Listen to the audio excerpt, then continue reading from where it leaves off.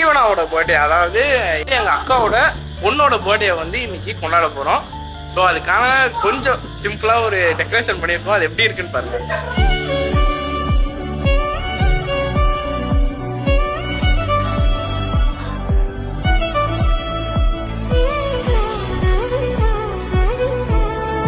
பாவியலா, இப்படி தாண்டா அசிங்கப்படுறதுனா வாழ்க்கையில.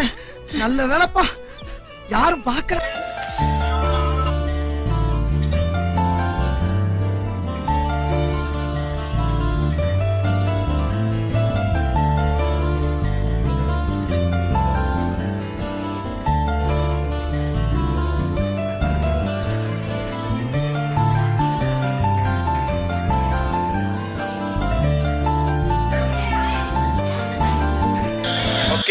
ஒரு வழியாக பார்த்தீங்கன்னா என் கார்டுக்கு வந்தாச்சு.